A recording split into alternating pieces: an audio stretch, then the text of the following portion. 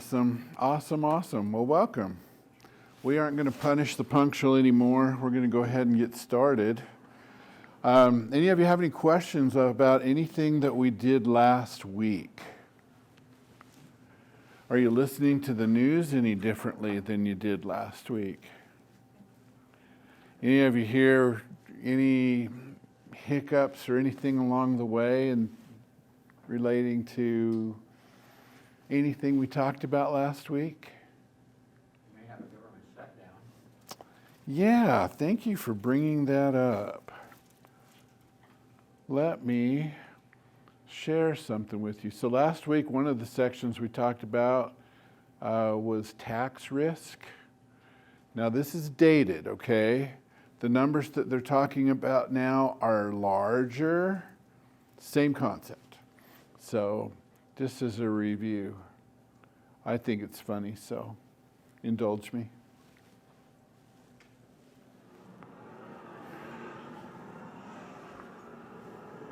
What can I do for you today? I would like to raise my debt limit. Excuse me? My debt limit, I'd like to raise it. Because the last time I checked, Mr. Smith, you were in serious debt. Yeah, it's pretty bad. Figure we should raise that limit. Yeah, it says here you're $140,270 in debt. Right, so I figured we should raise that limit to about $170,000. I just bought a 60-inch flat screen. Have you ever been to Australia? No. Leaving tomorrow, mate. You should check it out. Great parasailing. Do you have some new income that I don't know about? No, I'm still making about 21 grand a year. Okay. And are you still spending $38,000 a year? That's what it says. So you're adding $17,000 a year in debt. Oh, is that what it comes out to? Debt limit going up. Ding.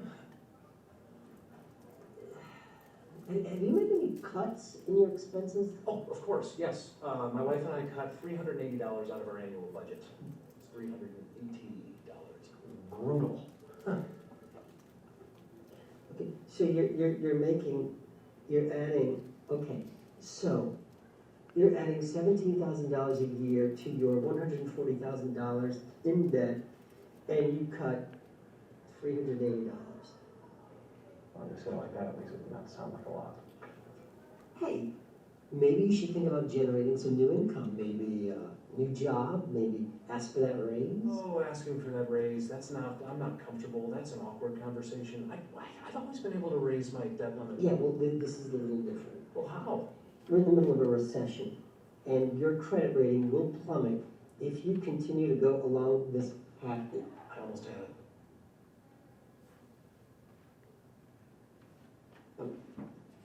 You don't see how bad this is, do you?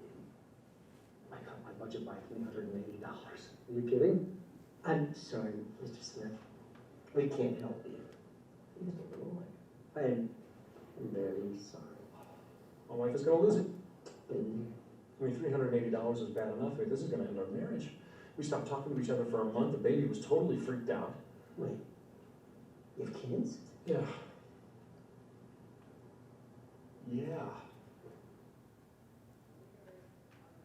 Sign there. All right, our kid's a blessing. I mean, she's got plenty of time to deal with all this, right? Absolutely. Are we all set? You're all set. All right, let's go, kiddo. We gotta meet Mommy at the car store. I think this is yours. Thank you. Enjoy. Thanks.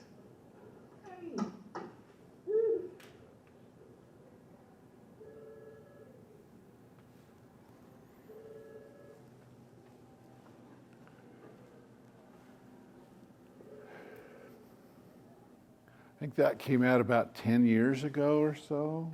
Isn't that amazing what a difference that is? So we're talking about more than double the debt limit now. But yeah, one of those things.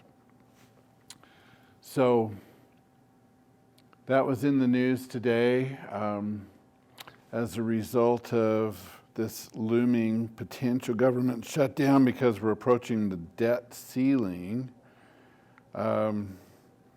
Markets didn't like it very much today. Kind of fun times. All right, let's see. So welcome back. Same disclosures apply. We're not selling anything. I don't represent Social Security. We need to have critical facts. So we're hoping to present a bunch of critical facts to you this evening that will help you make more sound financial decisions. And we found having a process to go through all these things makes a difference. We can talk about, Social Security, tax risk, etc., by themselves, but because they're all interrelated, we felt like throwing it all together in one big course was the best way to go.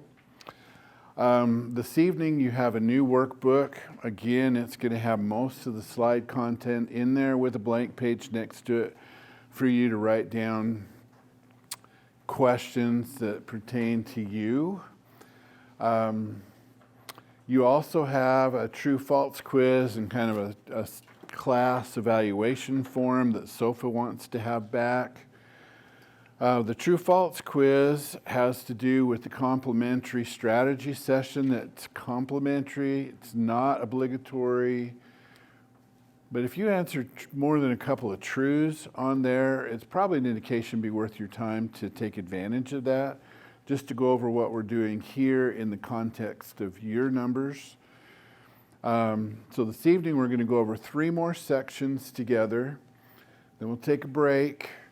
And then we'll come back for the final exam. And of course, if you don't pass that, you can't retire. The last bit just summarizes everything we've gone over the 2 nights and tries to tie it all up together for you. Okay? So any questions before we begin? All right. So protecting against market loss. So with the recent, I don't know if we could say recent, the volatility we've seen in the market since the year 2000 has been shockingly greater than it has been in the times leading up to that. I mostly blame computers. But as you get closer to retirement, in a perfect world, while you're contributing to your retirement accounts, most of those are going to be invested in mutual funds or something similar. So you're buying shares. So if you could buy those shares for a penny a piece, and then maybe a week or 2 before you retire, have them bounce up to 3,000 or 4,000 a piece, that would be ideal, right? But since the world doesn't work that way, and we're getting closer to retirement, we don't have the luxury of recovery time.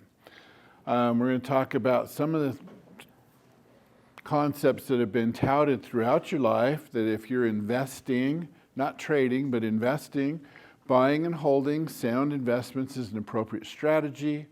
We're going to talk about the 2 main types of market risk. We're going to talk about asset allocation as a way to protect and that it might not be enough, and how to mitigate your portfolio to achieve true diversification in retirement. So I love having people come into my office and tell me that their broker told them, just don't take any money out. But I'm retired, I need to. No, if you'll just hold it, it'll recover. The market will always vindicate itself, and if you're diversified, that you're okay. Just a quick question about that. Sure. So when you talk about the market, in a mutual fund like you buy, and then is it that the price of the shares will eventually go up when it talks about the market vindicating itself, like it will keep going up, or is it your money while it's in the market grows and then they buy more shares? Some of both. So a lot of times you'll have mutual funds that are going to be earning dividends and so forth with the holdings that they have internally. And you see the share prices increasing internally over time. And so with the dividends and so forth, most people will have those reinvested. So it's doing both things. So when you put your money in a 401k, it's being reinvested tax-free. Yeah. So these monies are in there, even though you have more added to it, you're not paying tax that year. You're waiting to. No, they're 401k, traditional 401k is tax deferred. And so none of that has to be addressed until you start taking it out. So that goes back to those 3 buckets we talked about last week. So in the tax-deferred bucket and the tax-free bucket, in both cases, there's no tax liability while it grows. Tax-deferred bucket, you have to recognize it as ordinary income on distribution. Okay, good question. Anyone else? All right.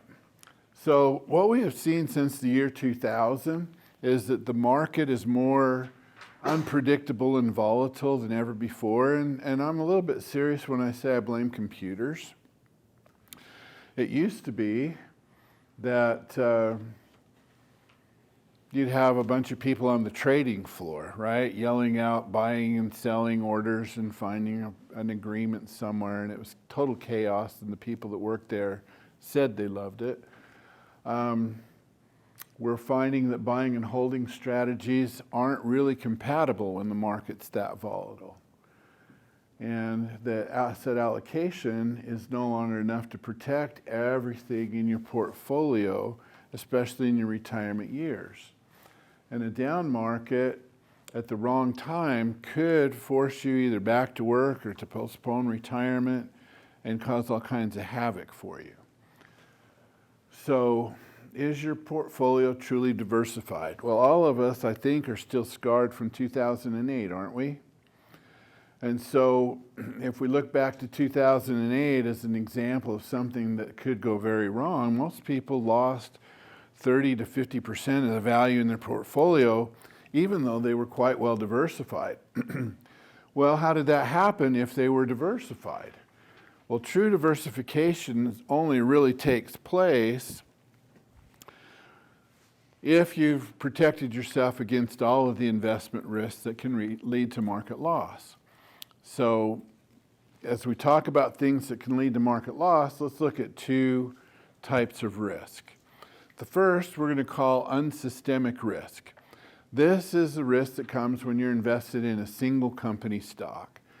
Haven't seen a lot of people this way, but we have had a couple people come in where their employer is a publicly traded company and they were strongly encouraged to invest in the company stock as employees within their retirement plan.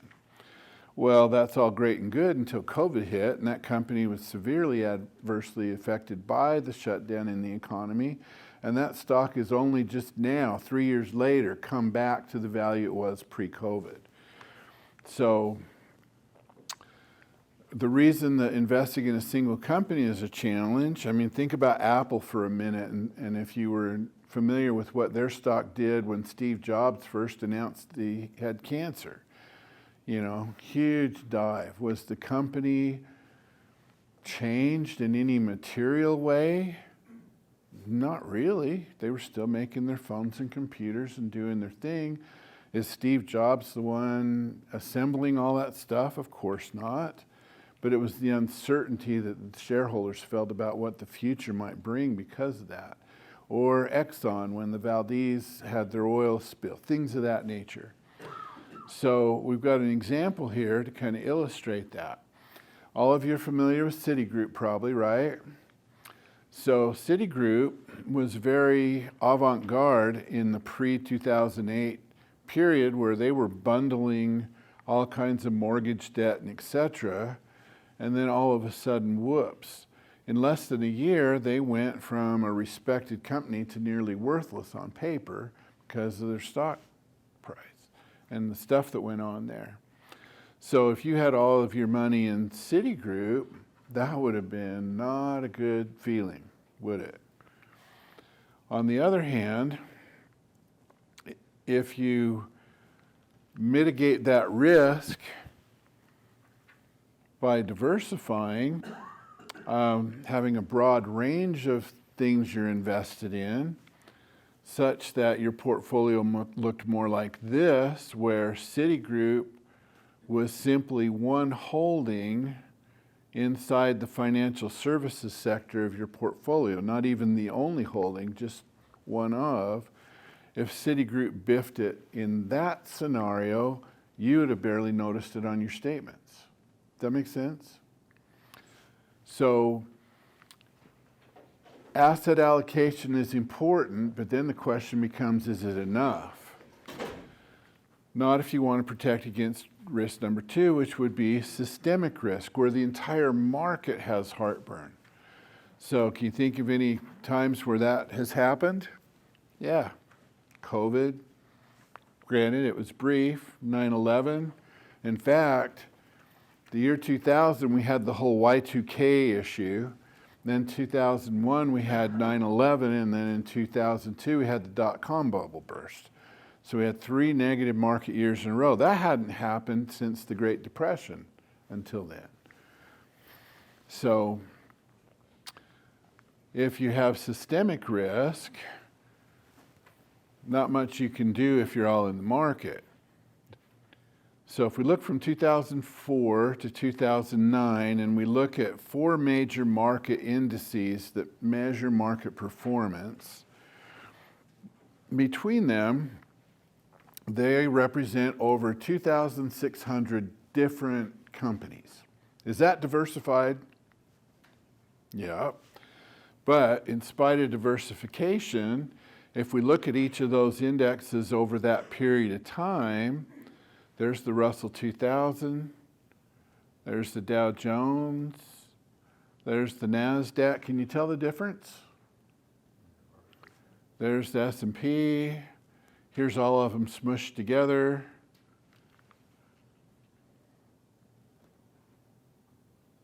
So there's systemic market risk, okay? So, any of you have your portfolio look like that during 2008? All right. So traditional asset allocation alone is not enough if there's some type of a catastrophic issue. So how do we manage that? Well, one way to do it, we like to call the principal protection program.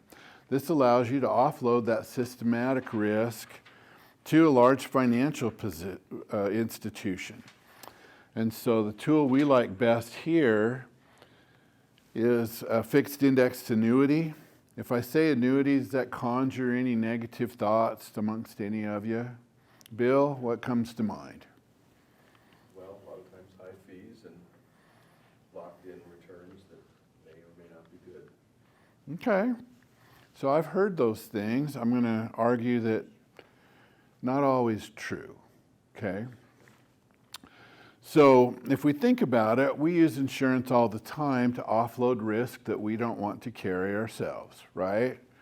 So if we compare some of these things here, I think all of us have owned some life insurance at some point in time in our lives, have we not? And yet the risk of us dying prematurely during our working years is really quite low. In fact, it's the lowest of the list here. But if you lose a breadwinner during his earning years, that's a huge financial risk. Loss of a car. Okay, granted, it's the law, we have to have it. But still, relatively speaking, the odds of you having a claim are not that great, right? Loss of a house. Even if your house is paid for, I dare bet you still have your homeowner's insurance, right? Why? Yeah, you want to share that risk with somebody else. We're willing to pay to have them share that risk and make sure we know what our exposure is. Disability insurance, any of you still working that have that? Yeah, especially if your employer offers it, right? That's very affordable and you can't afford not to have the income. Again, the odds are much higher that you'll become disabled and unable to work than that you'll perish. Meanwhile, look at the risk of losing money in the market. It's greater than all of those. Now, as you're coming into the final stretch, either you're entering retirement or you're about there, doesn't it make sense to insure some of your portfolio against market losses, right? So if we do that, if you had a big catastrophic loss in the market, a la 2008, and you had your portfolio drop by 40%, if the market recovers by 40%, are you whole? I hear no, Paul. How come? You're right. 40% of a smaller number isn't. Right, you're getting 40 on 60. Yeah, it's a very different thing. You got to have 67 on 60 to come back to where you'd been. Or if you're getting, like most of us, a lower percent return, let's say it's 8%, it'd take you 6.5 years to get back. Does that make sense? Okay. So if that's true, and now we don't have the time that we wish we did, we're suggesting several things.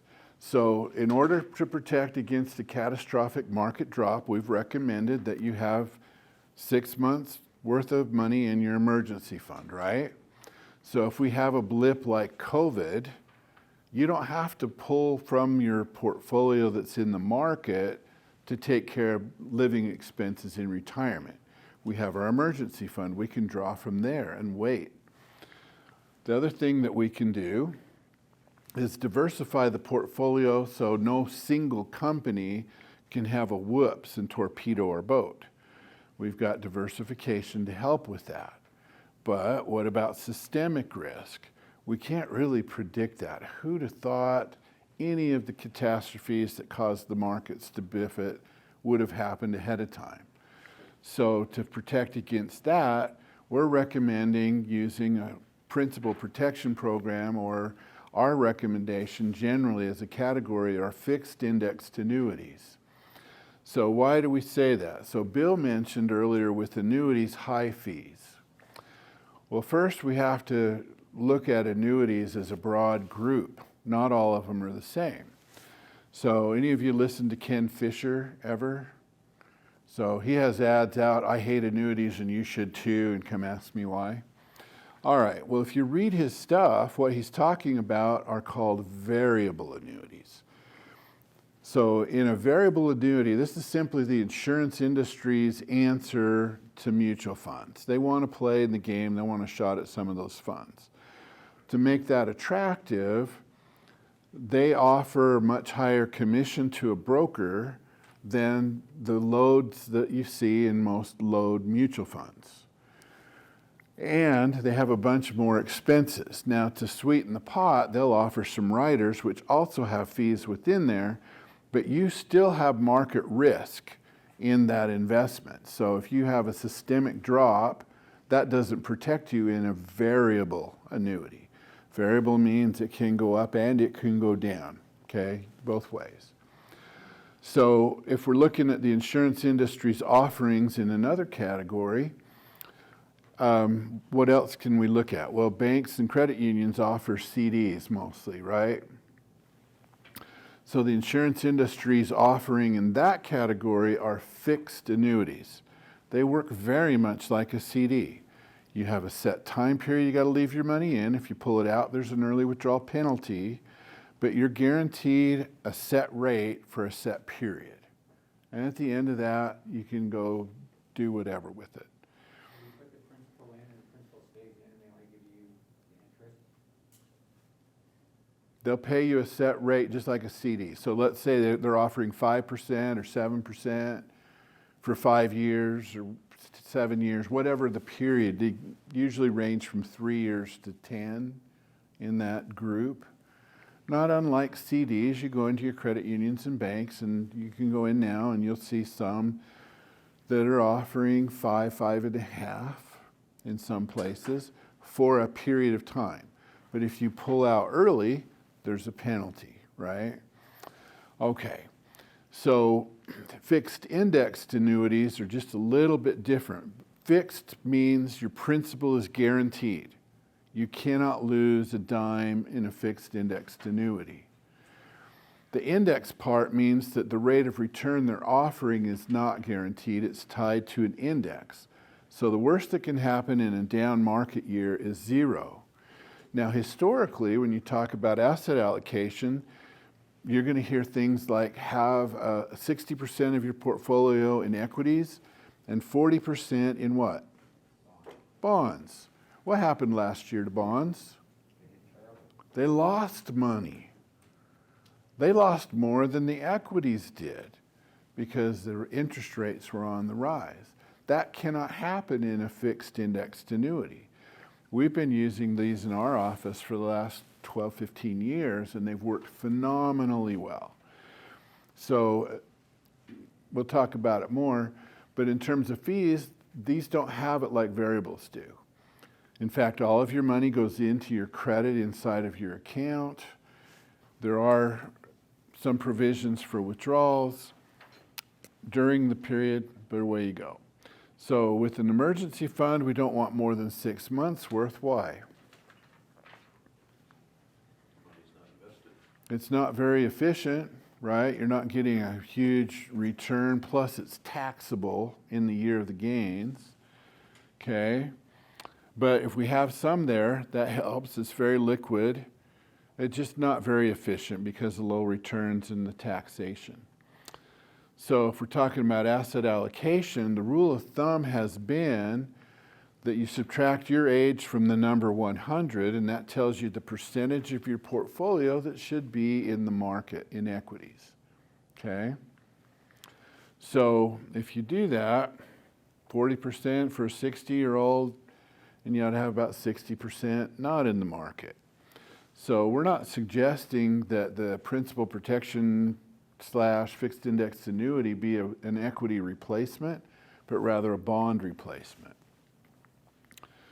So with this, it can be part of either the taxable, let's see, the equity part here we're saying can be taxable, tax deferred, or tax advantaged. But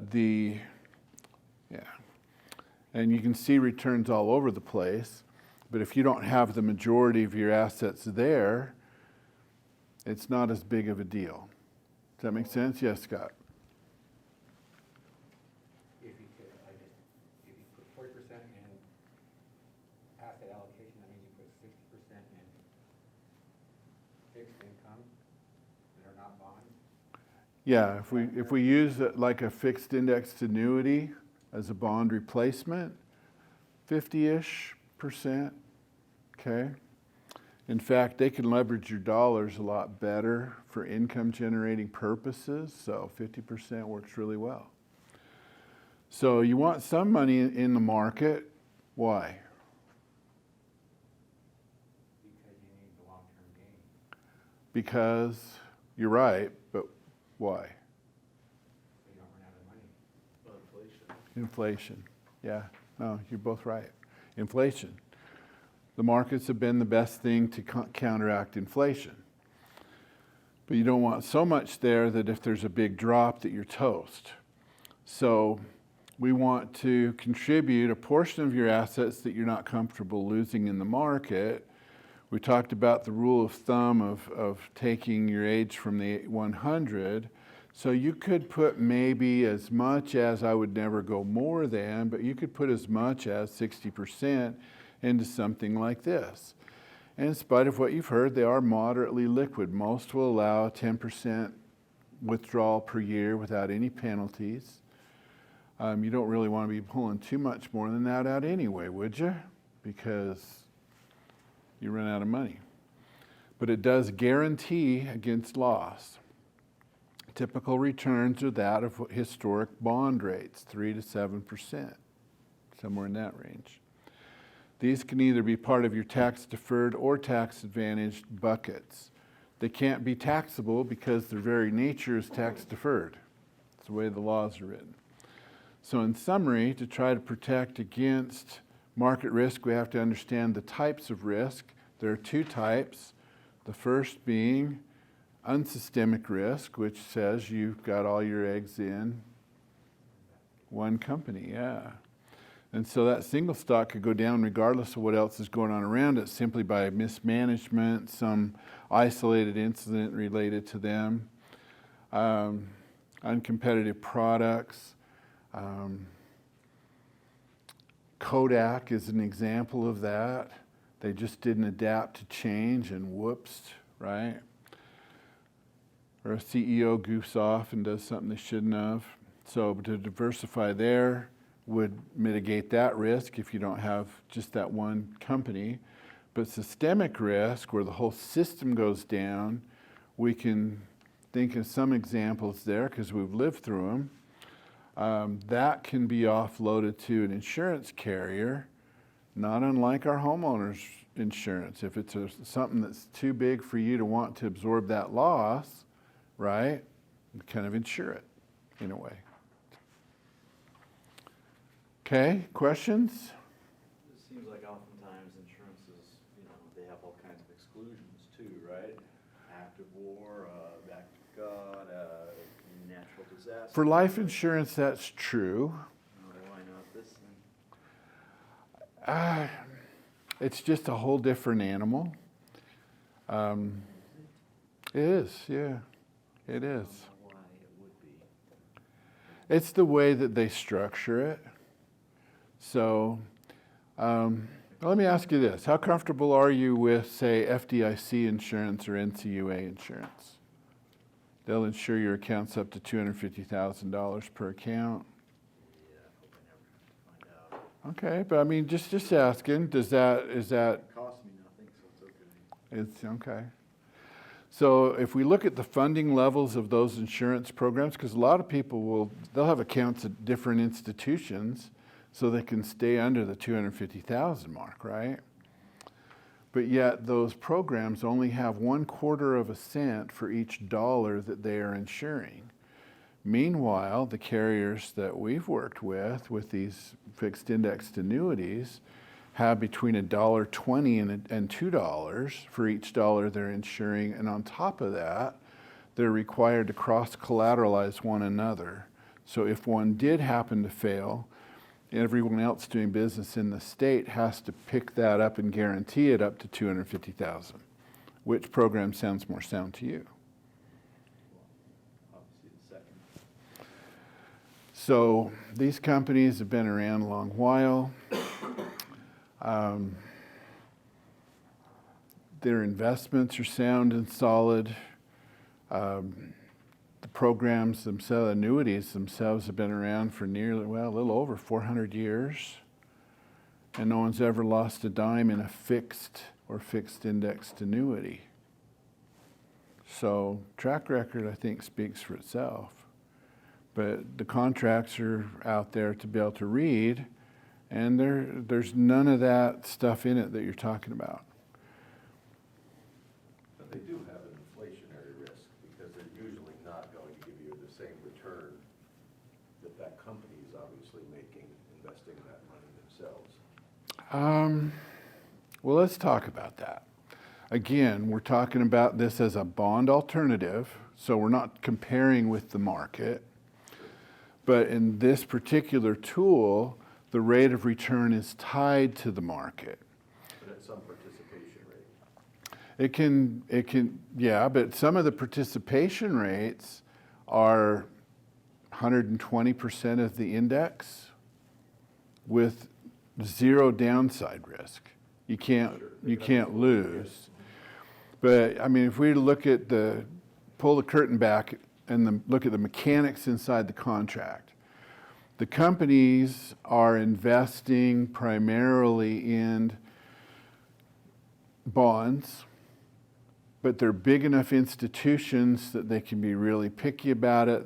They have the teams to do the due diligence on the bonds themselves and all of that. And what they're doing is they're taking a little piece and they're buying options for the index or indices, because you can choose several within there to be able to fulfill their guarantees. So it's not that they're in the market investing in gambling per se, right? But it's not intended to be an equity portfolio replacement either, right? But we're making sure that for retirement purposes, which is what it's for, that we have our assets guaranteed, that we can't have a 2008 type of an experience while we're in retirement. We still have the income generation power that we want. That kind of makes sense a little? So how does that differ from, I guess, you buy annuities, pay you a fixed amount over the rest of your life?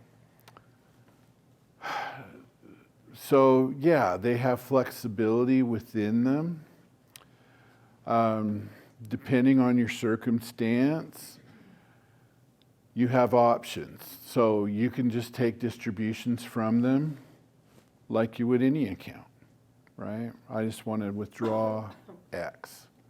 Most of the time these are going to be qualified because we're usually going to use money from a 401k, roll it. So either it's a traditional IRA or we convert it to Roth. If you convert these to Roth, and then if they have what's called an income rider, so the fly in the ointment with annuities has historically been what?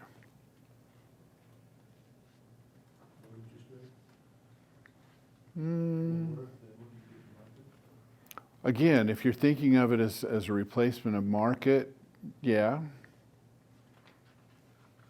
But if you're looking at your portfolio overall, you've got bonds mixed in with it anyway, and they can lose, we've seen. Usually the thing I hear is, okay, fine, I get it, I annuitize it, I have income for life. It's like my own private pension. But what if I die early? Then it's all forfeit. It goes to the insurance company. That's usually the fly in the ointment. But with an income rider, you can enjoy that lifetime benefit, but if you do die early, whatever's left in there is payable to your beneficiaries. So that takes that away. Now, if you've got one of these with a lifetime income rider and you've converted it to a Roth, now you've got tax-free income for life. Pretty powerful tool. Good questions. Any others? Any data from what happened to these in 2008,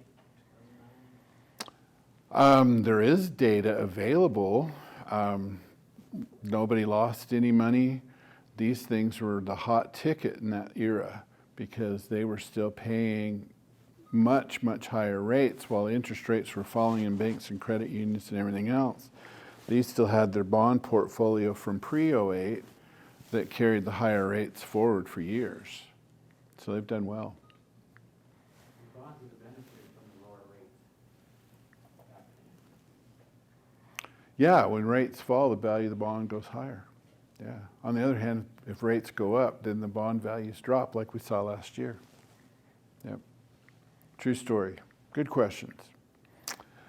All righty. So as we transition, we had some quotes that we started, maybe. Here's one. We'll go through a few. I'm young, I'm handsome, I'm fast, I'm pretty, I can't possibly be beat. Who said it and when?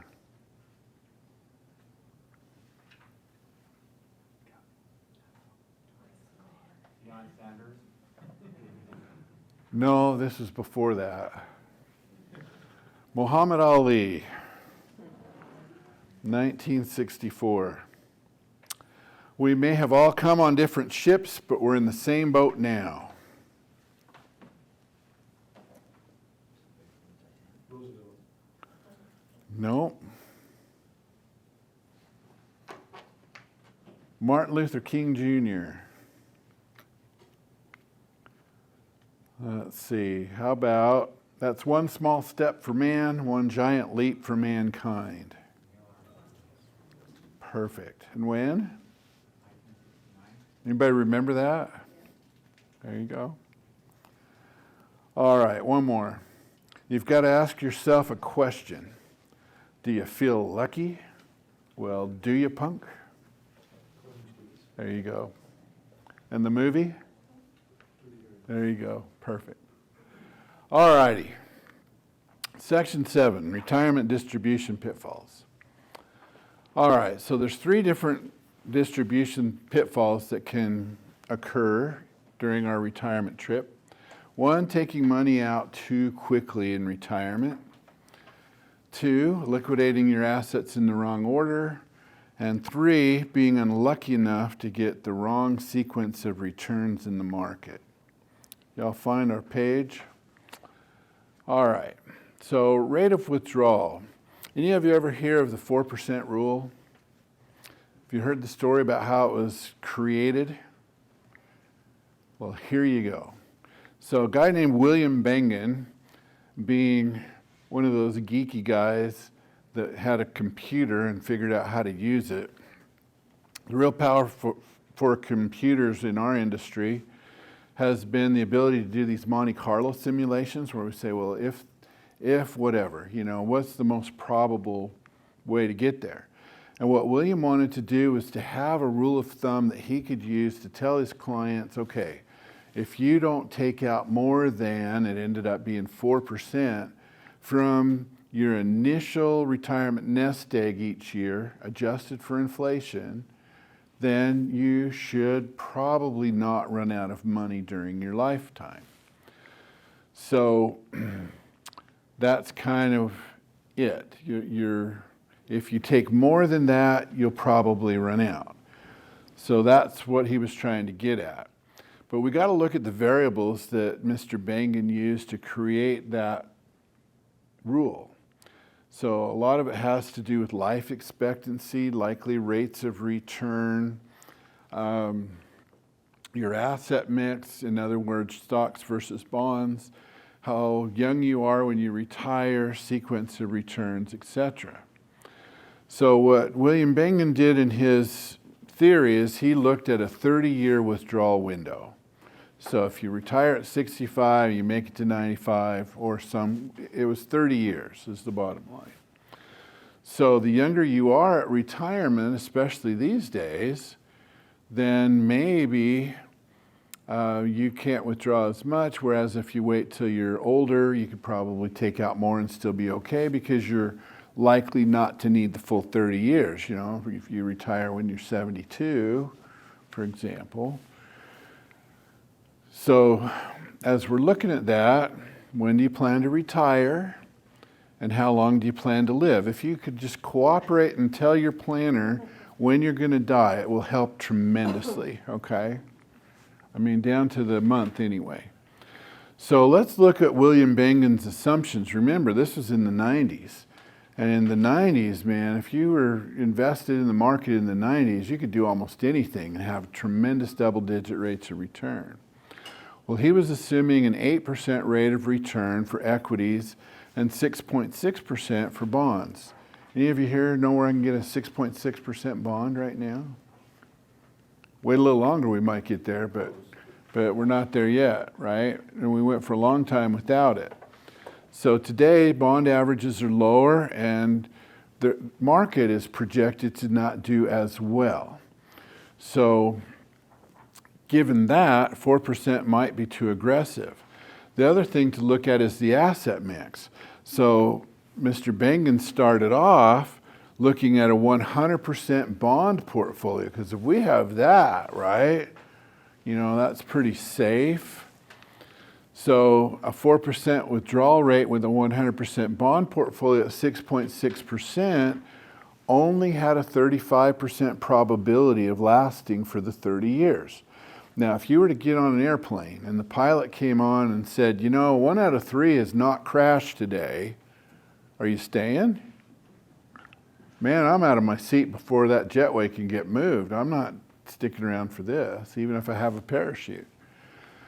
So what he had to do to get to the 4% was to boost it up to the 75-25. Now, most of us have heard the 60-40 rule, right? This is more aggressive. You're more subject or have greater potential market losses in this kind of an allocation. But that's where he had to get to with that 8% equity return, 6.6% bond return, before his Monte Carlo simulation came out at 100%, you'll make it for 30 years. Now, if we push that to a 6% withdrawal rate, the 100% bond portfolio dropped to 11% probability of success. Now, 1 out of 10, I don't know about you, man, that's not making me feel warm and fuzzy. And in the 75-25, that dropped the probability of success down to 60%. Okay, so not stellar. Some of the things that he didn't take into account were tax rates, Social Security income as a percentage of the whole, pensions, part-time work, or order of liquidation. So if we look at pitfall number 2, order of liquidation. So again, all this is saying is of the various accounts you hold, which one should we take distributions from first and when? So if you spend down assets in the wrong order, believe it or not, it can dramatically affect how long your money will last. So there's 3 types of our retirement accounts, right? We've got the taxable, We've got tax-free and tax-deferred, not necessarily in that order. Now, to figure out what's the optimal distribution rate for you, financial planning software is really the only way I know how to analyze that and give you a recommendation. So if you'd like, that would be part of our discovery session if you choose to take advantage of that. But there are softwares out there that you can purchase. They start around $1,500 and go up. You're not required to have a license, you know, like a financial license to get one, but they're kind of beastie to work. So generally speaking, we advise getting a little help with that. But to give you an illustration of this just sequence of distribution, we'll look at our fictitious couple, John and Sally, for a second. They're both 65. They've got a couple $100,000 non-qualified brokerage account and mutual funds, $200,000 in, again, taxable bucket cash, $600,000 in traditional IRAs, $200,000 in Roths, $200,000 in stocks, and $100,000 in a non-qualified annuity. So this isn't to say this is what you need to have. Take your situation and add zeros or take away zeros to have it fit you. Their Social Security is $30,000 a year, and they need $80,000 a year for the lifestyle to which they want to become accustomed. So your situation can be different. We're just doing this to show a principle.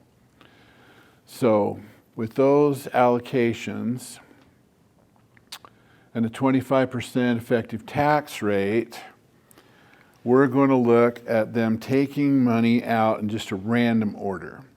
What we find is people go into retirement, they're working with their CPAs, and I don't know if I want to say most, but many CPAs measure their success for you on how low your tax bill can be this year, right? They're not taking into account future planning. So most people leave their IRAs until last to take money from, and they start with the Roths because it doesn't affect anything. So this is what they did. And what that provided for them over their retirement was almost $4.3 million, $80,000 a year plus taxes over time for their lifestyle. The problem? They ran out of money at age 93. Now, if you drop over dead at 92, who cares? But if you live to 94, it could be an adjustment, right? So on the other hand, if we run this through the computer to figure out what's the optimal way to withdraw, here's what it came up with. And all things being equal, other than what order we pulled money from, this gave them about $1 million more for their lifestyle and took them out to age 100. Again, if you live to be 101, could be an issue, right? But big difference. I mean, you'd all agree, wouldn't you? $1 million is a big difference. Now, we're doing that over 30 years, so it's incremental, but still, big deal. Extra 7 years with money and lifestyle the way they want it. So, there you go. So, quite a big difference. So pitfall number 3 has to do with sequence of returns, which we don't really control. If any of you can tell me what the market's going to do in the future, let's work something out. I think we can make both of ourselves a lot of money. Huh? You'll be volatile. Thanks, Scott. No thanks. No help at all. All right, no, it will be volatile, so we gotta prepare for that. So if you go into retirement and you're unfortunate enough, let's say you were unfortunate enough to retire in 1999, and then you had 3 negative years in a row, what would that have done to you? Conversely, if you'd retired in 1990, there wasn't a worry in the world. Everything went roses and lollipops for 10 years. So if you have negative years later, it's not as big a deal. So if you have poor returns coupled with withdrawals that last over a while during your early years, it can be an issue. So we have 2 couples here in our example that have the same amount of money when they retire. They both retire at the same age. They take the same amount of money out from the same starting point. Same rate of inflation, same average return, but yet one couple has the negative returns in the early years where the other one didn't. So look at the difference that makes. Anybody notice anything similar to the rates of return columns? Why would the rate of return not be the same? They retired at different times. They just had all the same stuff. So if you look at the rates of return columns, they're just inverted. Okay, one couple had the negative years up front, the other one didn't have them until the very end. And so where Tom and Mary ran out of money relatively soon in retirement, Mike and Susan not only didn't run out of money, they had almost twice as much money in their accounts at the end as they started with. Who wouldn't want that, right? So how do we protect against that? Not having all your money in the market, for one thing. So if we have a principal protection plan, something that guarantees against loss, doesn't matter what the market does, it's going to do what it does. Truly uncorrelated, and allows you to benefit with a lot more money in your later years. So be careful what you do. We talked in section 1 last week about having a vision for what you want your retirement to look like. Try to put price tags on that as much as you can and take a look. Where are we at? So for a lot of folks that we're advising that are ramping up towards retirement, we've found that, well, if they do the remodeling thing while they're still working, or, you know, the big RV acquisition or some of those types of things while they're still earning and have the extra cash flow for it, or at least we put price tags on it so we can use those in our calculations. We can plan accordingly and tell, is that a good idea or not? If you take out too much too soon, you're in trouble. So the 4%, maybe 3%, maybe 2%, depending on your age, life expectancy, 6%. The other is order of liquidations. Get some help. Run that through the software. Let's optimize things so we're pulling out the right amounts at the right times. And then if we have our assets protected so that some of them aren't actually in the market and subject to market risk, we can avoid sequence of returns risk in our portfolio. Questions?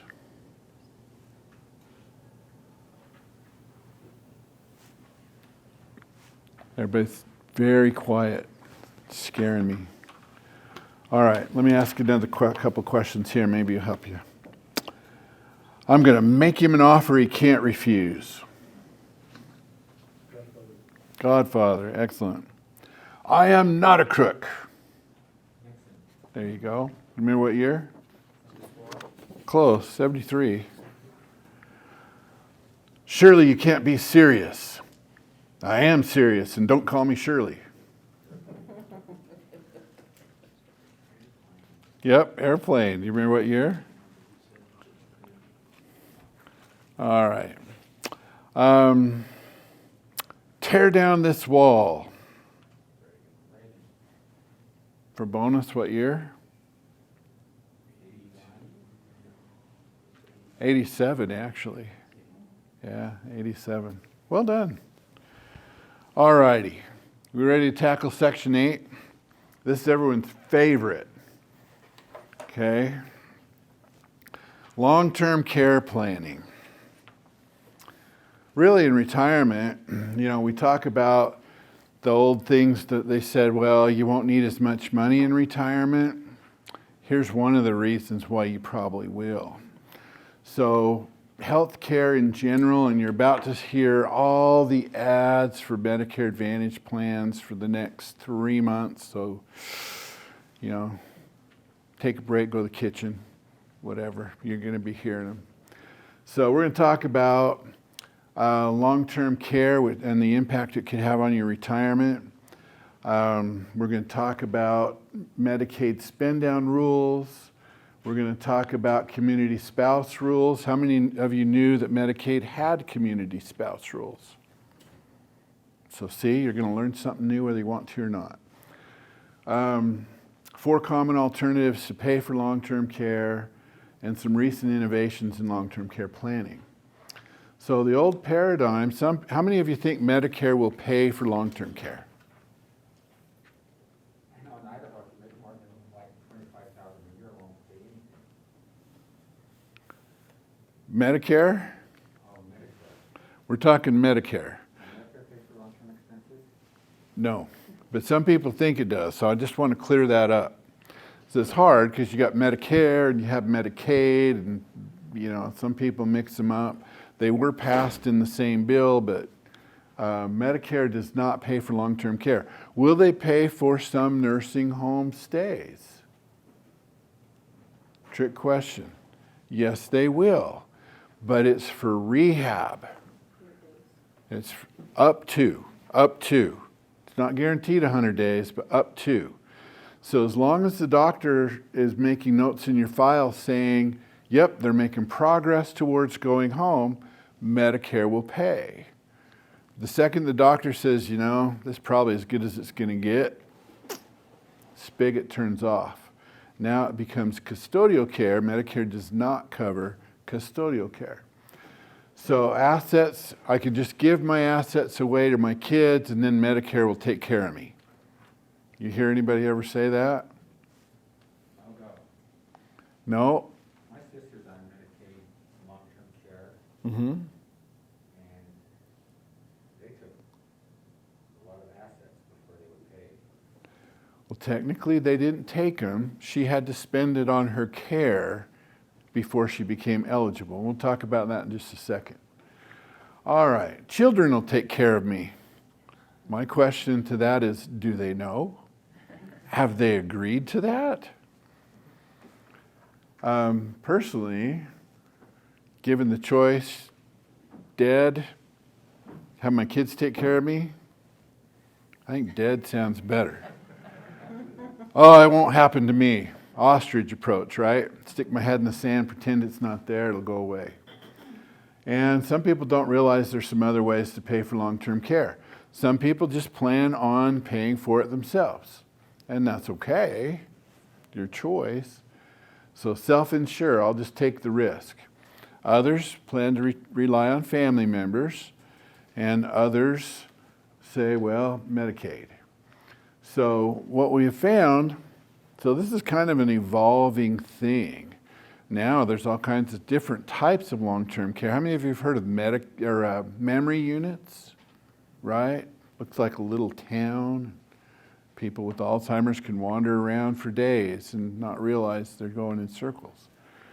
Okay, but average care is running about 8,000-ish, 8,500 a month. You can go through a chunk of change at that rate, right? 70% of retirees are going to need some help sometime in their life.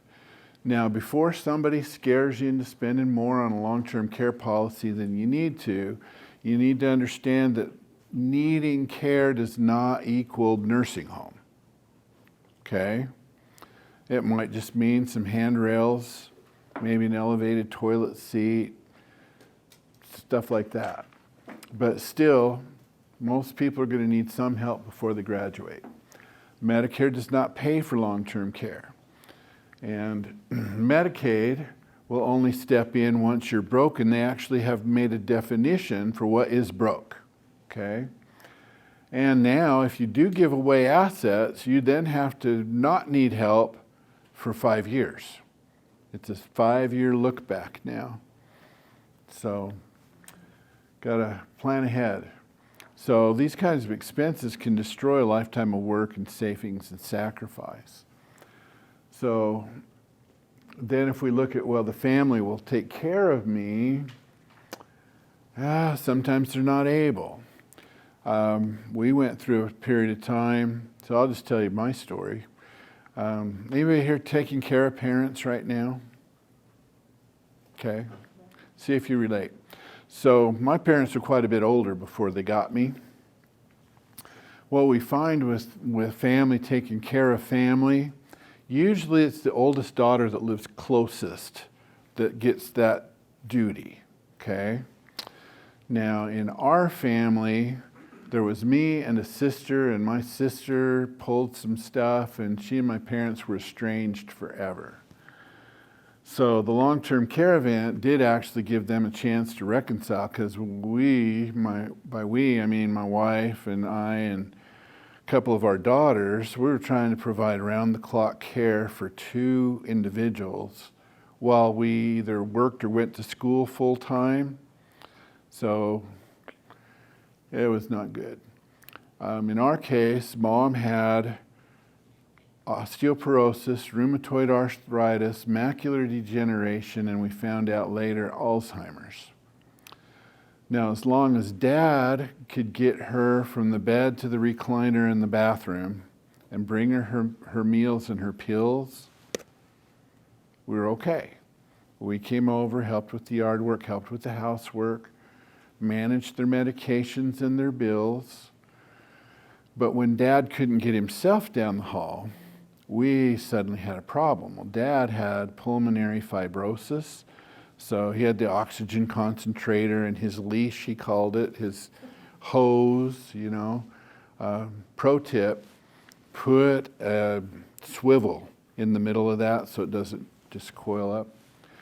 So all of a sudden, we were doing round-the-clock care for 2 people, and it felt like it lasted for years.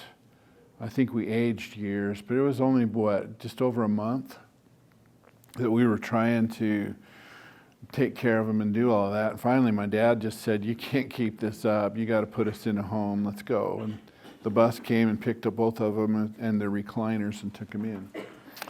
So there we were, having to deal with all of this mess. So we have a very up-close personal look. And I won't even get into my wife's mom, who had Alzheimer's for a long time. And car keys had to be taken first after she got lost going to town and things like that. And then had to unplug the stove and the microwave and have people live there and finally go to the nursing home. So we know whereof we speak. So it can be a challenge. And long-term care insurance can be really expensive. We see a lot of people let it lapse right before they need it. It's really sad. And on the other hand, how many of you actually want to ever have to have long-term care? Me either. If you don't need long-term care and you paid those premiums, do you get your money back? Nope. It's kind of like car insurance, right? So it's kind of one of those necessary evils. Don't really like it. One I looked at only provided for like 2 years.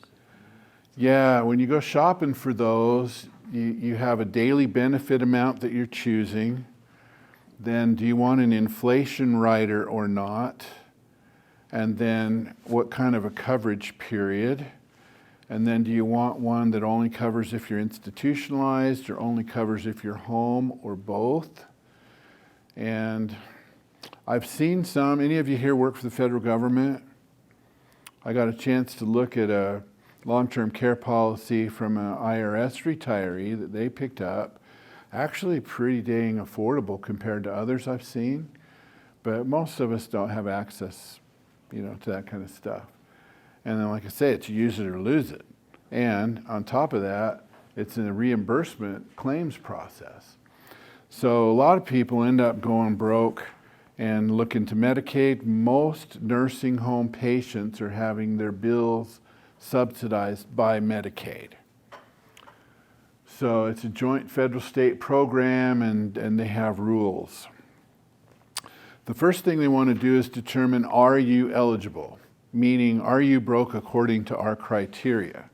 And that means you can have a grand total of $2,000 in investable assets. So that's checking, savings, changing the couch cushion, whatever, if it's just you. If you're married, though, then there are rules and allowances for the community spouse, which is to say the healthy one that's still living at home.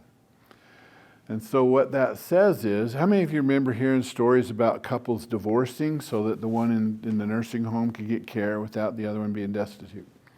That was true. That actually did happen. Finally, somebody got some sense knocked into somebody somewhere, and the rules have changed. So there's some community spouse protections. And what they say is, we'll let you treat your assets as if you were getting divorced without making you get divorced at your 62nd anniversary or something.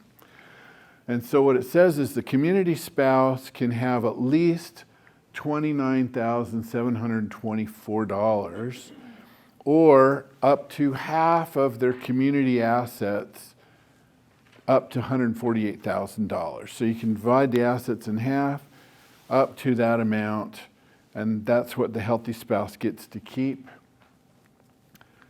Plus a house, plus a car, plus your funeral arrangements, headstone, that kind of stuff. So once they've determined you're eligible, the next question is, what is your share of cost on the bill going to be? Now, if you're not married, it's a simple formula. All of your monthly income minus a $40 haircut and pajama allowance is your share of the cost, right? They let you keep $40 as an allowance and the rest you pay. And Medicaid picks up the difference. So for a community spouse, they're allowed to have a monthly minimum maintenance needs allowance. There's a mouthful. I won't even try to do the acronym. I'll start mumbling. And that averages about $2,500. Basically, the process is you go in and say, here are my bills, this is what I got to have to live, and kind of negotiate. They use what's called the name on the check rule. So, you know, if you have money coming to your name, then you get that first, and they're looking mainly at the patient. So if it's the patient that has the income, then you can say, I need it. Is there a limit? Is there like an income limit? If you make more than a certain amount a month, you still qualify for Medicaid? So if you're in a nursing home, let's say the nursing home bill is $9,000 a month. If you're not married, you keep $40 and then you send the rest of the nursing home, which is probably going to cover it, right? If you're making $9,000 a month, you know, you're probably about there. They'll just write it off because they don't want to hassle with Medicaid. So as long, if your income's that high, maybe you don't need it. You know, it's just all you. If you're not in a nursing home and you're looking at Medicaid in a different aspect, like for your health insurance plan, then yeah, the limits are fairly low. It's like, I'm trying to remember. If they'd leave it alone, I could remember better, but they change it every year, so it messes me up. But I want to say for a married couple, if you're getting more than like $2,600 a month, you're not going to qualify for Medicaid subsidies on your Medicare stuff. Does that make sense? That's not nursing home. Not nursing home. Nursing home, they'd love to have you make all the money you want. You just have to be broke. You have to have your assets down. Okay, so they're not looking at your annual income. They're looking at your assets. Mm-hmm. So once you get rid of all your assets, then you can go and they'll just make. You will pay all that you can, and they'll make up the difference. Yeah, they'll give you an allowance.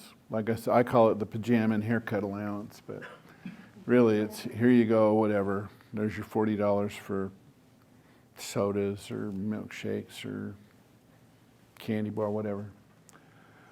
All right, so long-term care. You can plan to pay for it yourself. You can ask your family members to do it for you. You can purchase traditional long-term care policy. Or you can buy a life insurance policy. Now, some of you, if I said life insurance, will say, and rightly so, I'm about retired. I have no debt. I've got all this savings. I don't really need life insurance, right? You would be, that's right, you don't. But insurance companies are funny. They want to keep hold of your money if they can. And so they know that that's true, so they've sweetened the pot, okay? And so what they've done is they have added some benefits. So these are some choices. I'm just going to throw out an option. So if you were to go apply for traditional long-term care insurance, but you've got a bum knee, you've got scoliosis, you've got diabetes, you've got some of those issues, they're probably going to turn you down because you have some what they call morbidity issues, right? Bad joints, bad, whatever. To go on claim, there has to be a trigger, and they have defined that as being unable to perform 2 or more of these 6 activities of daily living, or have a mental impairment, cognitive impairment such that you need supervision to remain safe. So the premiums on traditional long-term care insurance are not guaranteed. In fact, I can guarantee they will go up as you age. It's just going to happen. Coverage is typically use it or lose it, like I mentioned, and expenses are done through a reimbursement program. So you pay for it, and then you submit a claim for each thing, and they review it, and they pay or they don't as they see fit. So it's kind of a chancy deal. So, ta-da. And some things are excluded. Your policy is going to define this is what we pay. This is what's covered. So an alternative approach is life insurance. Now this is much easier to get. In fact, we had a client come in last year, and honestly, the guy comes in, he's got crutches, right? One on each side. He's got some kind of a lower back, something or another. He can't sit in a chair straight. But we applied for life insurance like this, and he got the super preferred rate for the life insurance. Because and he's diabetic too, but he takes care of himself. His A1C was good. And so they're looking at life expectancy, not morbidity. So the joint issues were not a problem. And so the premiums can be guaranteed. In fact, you can have it all paid up and not have any more premiums at all. It's just done. If you die having never needed it, which is what we want, right? Who wants to need it? Then it all goes tax-free to your heirs. And the benefits are paid on an indemnity basis rather than a claims reimbursement basis. AFLAC is probably the king of indemnity policies, right? If you this, we pay that. And so if you have need, it's typically going to be 1/4 of the death benefit over 4 years. So if you had a $400,000 death benefit, they're going to pay roughly $100,000 a year. Use it however you wish. If you can no longer perform those activities 2 or more, or you have the cognitive impairment, here you go, do what you want. We actually have had clients that have achieved claim status, one in particular, just because Julie taught school same time she did, but she came down with MS and some type of dementia. Bless his heart. She sits in a chair and watches TV, and she can still dial the phone and read the credit card. So infomercials come on, and he's got to be quick. So there's that. But what they've done, they turned on their claim, and he's used it to get a wheelchair van with a lift. He put a lift in the garage. He's remodeled a couple things, got handrails, and he hires a couple of girls 1 or 2 days a week to give him a day off for, sanity, if nothing else. And otherwise, he's there doting on her, and he's very happy with how this turns out. So you have to turn in that claim or recertification once a year with a doctor's signature, but just one doctor. Yeah, she needs it, and off you go. You have to buy a special kind of life insurance for that? We really like using indexed universal life for that because you can actually get it paid up. It's a permanent policy. Term policies don't generally work well because at some point you're going to run out of term and you got to be paying premiums the whole while, right? So it's got to be some type of a permanent product with what they call an accelerated death benefit. So that $100,000 a year example, that's tax-free. It's a death benefit. It's just paid in advance. So If I got a life insurance policy 3 years ago, it probably doesn't have that, correct? I'd have to look at it. I mean, they've been around for a while. I'd just have to see it. But if you want it, you can schedule time with Julie back there and we can take a look. But if you have it, great. So in summary, long-term care can be a major devastating event financially, emotionally, physically. Medicaid will only step in once you're broke as they define it. There are community spouse rules. Please don't forget those. We've had the sad experience of coming across couples that weren't aware. Because what happens is you go in, you need the care, you're desperate, it's a trying time, you're sleep deprived, and you go to the care facility, you're trying to get your loved one in, and they've got a nice young lady there, and we don't know how long she's been employed or what she knows, but she's very solid on the 2,000 limit. And we've had couples where the community spouse was never told that they were entitled to keep some of those assets, and they keep paying the bill for the loved one at the nursing home until they're down to $2,000, and then that's it. And then, you know, bless their hearts, that's kind of heaven's waiting room. Eventually the spouse dies, and now they're down to one Social Security check. They've got no resources to fall back on. It's just awful. So be sure you know what you're entitled to. There are 4 different ways to handle it. You can self-insure, you can rely on family, you can purchase long-term care insurance, and there's some good ones out there, or use the living benefits of a life insurance policy. Okay? So there are solutions. Questions? Going once, going twice. All right. So a couple things that we have found.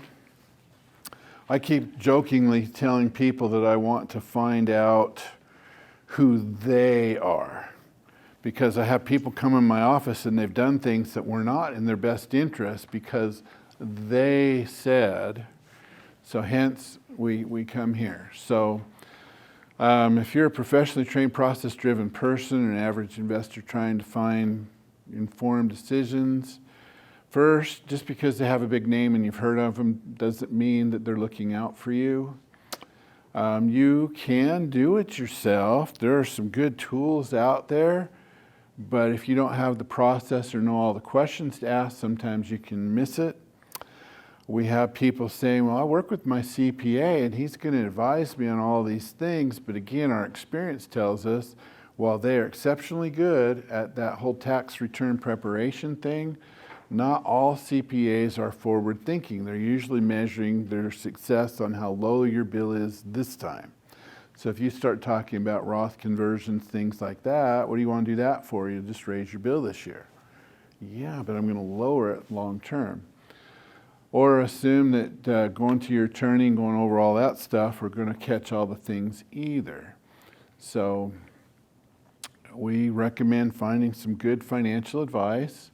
Here's some things to ask. Have you adequately reviewed everything to make sure all of these recommendations are in my best interest? And how will your plan affect me now and forever on taxes? And how will it affect my income and liquidity needs in the future? For example, does it address inflation? Does it address, what if the tax code changes? And how does that match up with my risk or comfort level? For example, if you're kind of conservative, risk averse, I don't really want to go there, and they say, well, you really ought to have, 75, 80% in equities in your portfolio and you're going into retirement, does that feel right to you? And how will your plan affect the transition of my estate to my heirs? A lot of times we see things rolling up and they're all in tax-deferred things. It's just a tax time bomb for whoever inherits them, who then have to pay it. So anyway, we're going to take about a 15-minute break. We'll come back at 25 till. Restroom, second hallway on the right. But if you could complete that true-false questionnaire, if nothing else for your own benefit. If you see a few true answers there, maybe it's even something we haven't covered yet in the class. It's probably worthwhile scheduling time with Julie to come in and just get a free review. It is not a sales meeting. It's strictly how does all this fit together and answer your questions, not in a group setting. And then that evaluation form, that would be swell. So we're going to reconvene 25 till.